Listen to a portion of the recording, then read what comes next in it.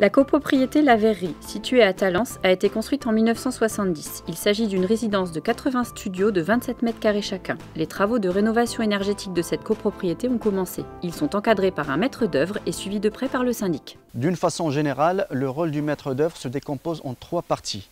Une première partie, c'est avant les travaux, c'est de faire un diagnostic de l'état de la résidence. Ce diagnostic, une fois qu'il est fait, il permet d'établir les cahiers des charges qui permettent de consulter les entreprises. Vient après une autre phase, c'est de faire une analyse des différentes propositions des entreprises avant d'aller en assemblée générale pour expliquer tout ce qui a été prescrit et les faire voter à l'assemblée générale. Et puis arrive la phase des travaux où il y a des réunions hebdomadaires avec les différents intervenants.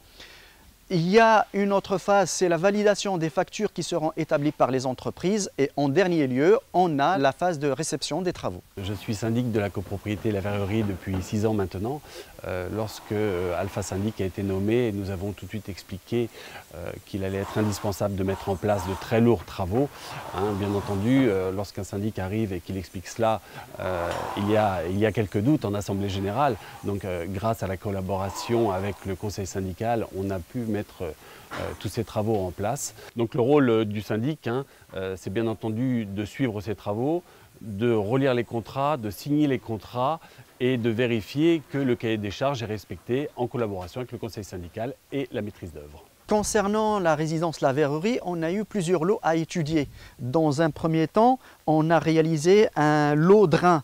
Comme vous pouvez le constater, les appartements du rez-de-chaussée se trouvent 1 mètre plus bas que le niveau du sol. Donc à chaque fois qu'il pleuvait, avec la nature de sol que l'on a, il y avait des infiltrations à l'intérieur des appartements, donc d'où la réalisation d'un drain. Le deuxième lot qui a été étudié sur cette résidence-là, c'est la réalisation des travaux d'étanchéité des toits terrasses. Le diagnostic a permis de constater malheureusement qu'il y avait une étanchéité, mais sans aucune isolation.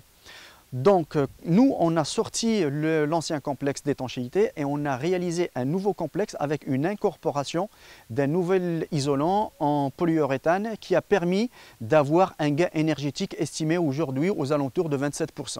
Le troisième lot qui a été réalisé, c'est le remplacement de la totalité des menuiseries qui donnent sur les coursives. C'est des menuiseries collectives avec un gain énergétique également. On est sur du double vitrage en PVC respectant les normes actuelles. Le dernier lot qui a été étudié pour cette résidence, c'est la réalisation d'une imperméabilité de façade parce qu'on a eu énormément d'infiltration d'eau par les façades. Donc on a décapé et on a appliqué une impaire avec une garantie décennale. L'idéal aurait été de réaliser une isolation thermique par l'extérieur, ça a été étudié, mais ça n'a pas été voté pour des raisons financières. Depuis 2012, les consommations de la verrerie sont suivies par l'ALEC. Le conseil syndical donc, nous fournit toutes ces consommations, ce qui nous permettra de voir après les travaux le gain énergétique réalisé.